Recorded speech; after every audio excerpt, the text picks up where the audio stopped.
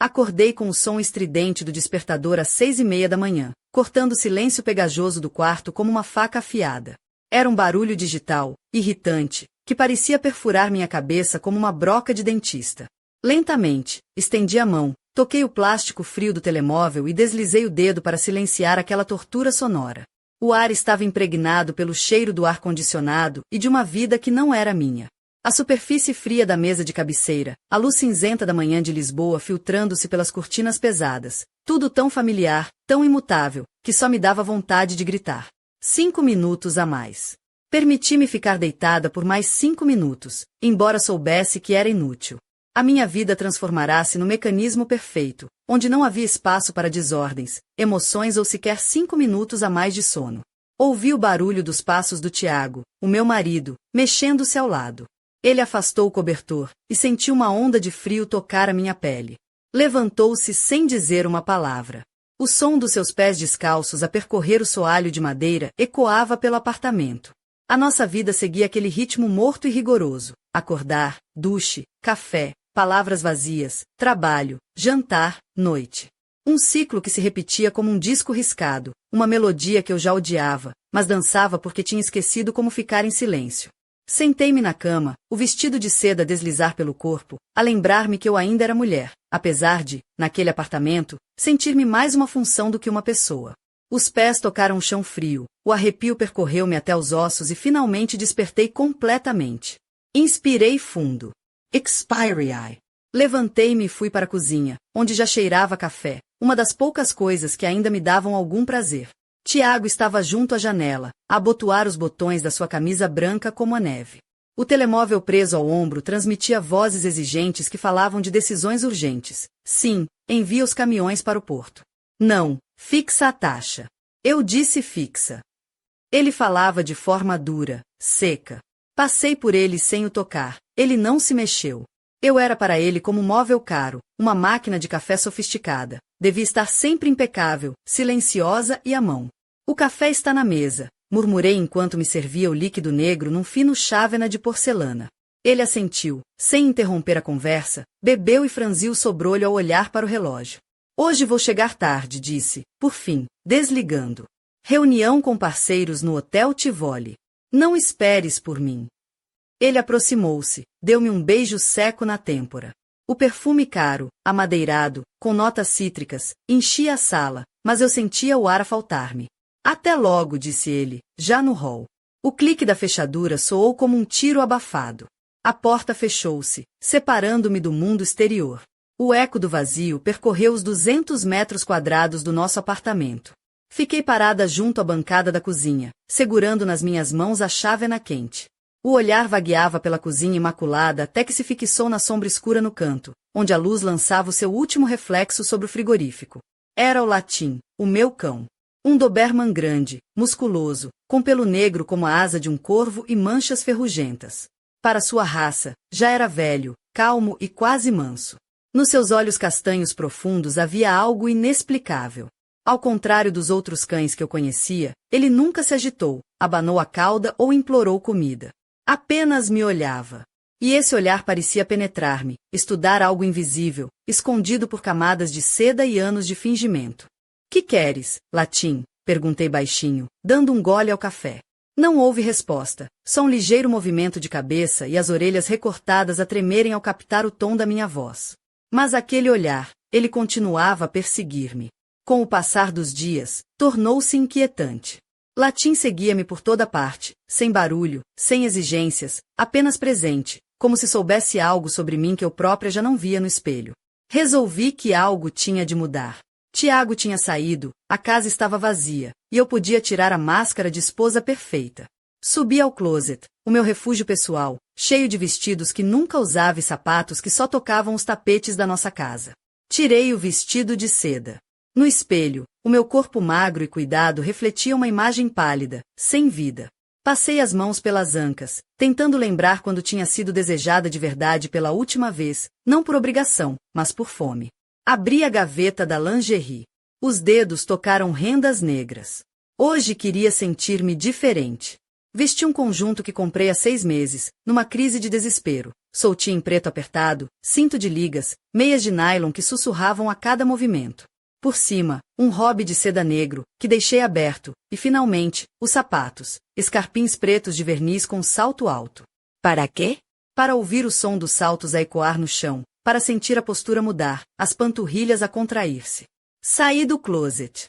O som dos saltos no soalho vazio era desafiadoramente alto. Latim estava no corredor à minha espera. Ao ver-me, levantou-se, os olhos a percorrerem as minhas pernas cobertas pelas meias, subindo até o meu rosto. Ele não latiu, soltou um som rouco, quase um suspiro. Sentei-me na poltrona da sala, cruzei as pernas, o hobby aberto revelando a coxa e a renda da meia. Peguei no livro que vinha tentar ler há um mês, mas as palavras dançavam perante os meus olhos. Sentia aquele olhar em mim. Latim entrou silenciosamente, sentou-se em frente, a coluna ereta como uma estátua egípcia. O que queres? Suspirei, desviando os olhos da página para os seus olhos. Ele não se mexeu. O meu coração apertou-se. Quanto tempo tinha passado desde que sentirá aquele olhar atento e fixo? Um olhar que não avaliava o valor das minhas joias, não procurava defeitos na maquilhagem, mas olhava direto para o que eu era, a essência. Com hesitação, estendi a mão, as unhas negras a tremerem. Vem cá, sussurri. Latim levantou-se e aproximou-se, encostando o focinho frio na minha palma e, depois, com coragem, pousou a pesada cabeça sobre os meus joelhos, sobre as meias finas de nylon. Fique imóvel. O contraste do seu hálito quente, o pelo áspero e a minha pele sensível causaram um choque elétrico. Passei os dedos pela cabeça dele, enterrando-os no pelo curto atrás das orelhas. Ele fechou os olhos e suspirou fundo. A carga que eu transportava naquele dia ruiu de repente. Foi o primeiro toque vivido, verdadeiro, que sentirá em muito tempo, não o toque mecânico do marido, nem um contato casual no transporte. Foi conexão. Sentamo-nos ali, em silêncio, eu de lingerie e hobby, ele o gigante negro. E naquele momento, parecia que ele me entendia melhor que qualquer pessoa no mundo. Sabia da minha solidão, do porquê das meias, e não me julgava. Apenas estava ali.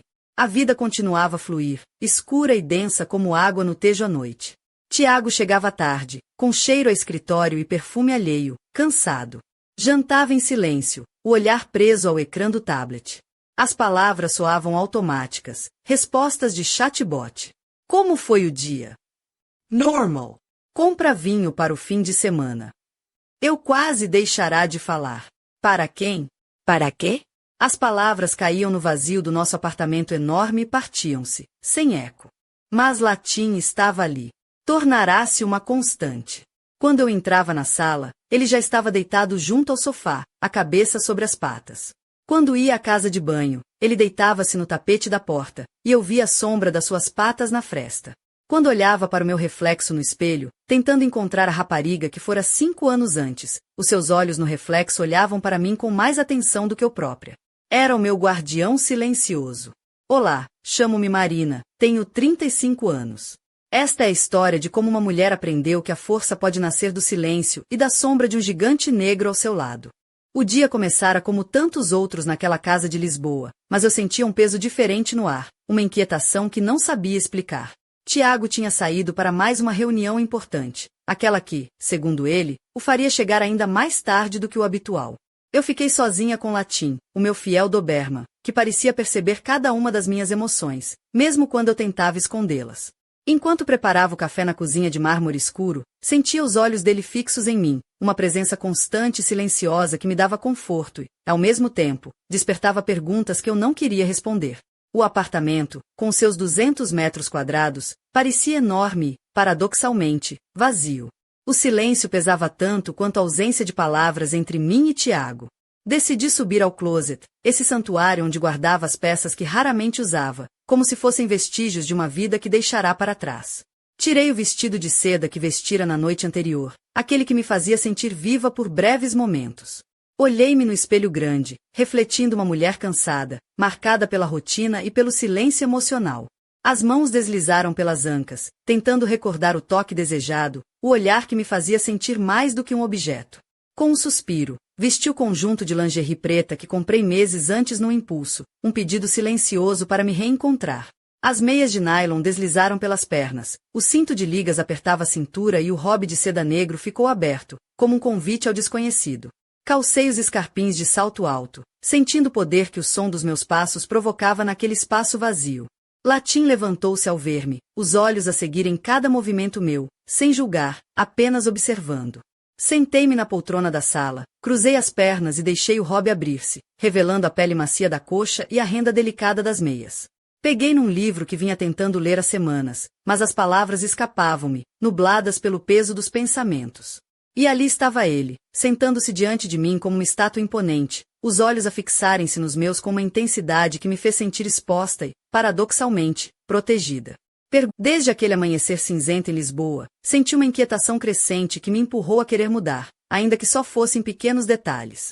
Tiago continuava sua rotina habitual, afundado nas reuniões intermináveis e nas decisões que o faziam chegar a casa exausto, distante, quase irreconhecível. Eu, por outro lado, comecei a notar como o silêncio entre nós se tornava cada vez mais denso, quase palpável. Naquele dia, enquanto preparava o café, Latim não se afastava de mim. Os seus olhos escuros pareciam guardar segredos que eu não conseguia desvendar, como se ele fosse o único capaz de entender a dor que eu escondia por trás do sorriso contido e dos gestos automáticos. A nossa casa, espaçosa, decorada com bom gosto, mas desprovida de calor, parecia uma prisão dourada onde eu me sentia cada vez mais perdida. Decidi, então, que precisava de um refúgio que fosse só meu, um espaço onde eu pudesse ser simplesmente Marina, sem as expectativas, sem o peso do papel de esposa e mulher perfeita. Subi para o closet, aquele pequeno santuário onde guardava roupas que raramente usava, como se fossem memórias congeladas de uma vida que outrora sonhei ter. Peguei no vestido preto justo que comprei há anos para uma ocasião especial que nunca aconteceu. Aquele vestido, com o decote profundo nas costas e a fenda alta na perna, era minha armadura secreta. Vesti-o devagar, sentindo o tecido elástico abraçar cada curva do meu corpo. Calcei os saltos altos que só usava quando queria lembrar-me do poder que ainda tinha escondido dentro de mim. O som dos meus passos ecoava pelo apartamento vazio, um som que, pela primeira vez em muito tempo, me fazia sentir viva, presente. Latim seguiu-me, silencioso e vigilante, como se percebesse que algo estava prestes a mudar. Sentei-me na poltrona da sala, cruzando as pernas, o vestido a deslizar pela coxa, revelando um pouco da pele macia e da renda das meias que decidirá usar naquela manhã. Tentei ler um livro, mas as palavras fluíam desconexas. O que realmente queria era sentir, tocar, viver. Ele sentou-se à minha frente, com a postura imponente de sempre, os olhos a fixarem os meus com uma intensidade arrebatadora. Perguntei-lhe baixinho o que queria, e ele respondeu com o silêncio eloquente que já conhecia.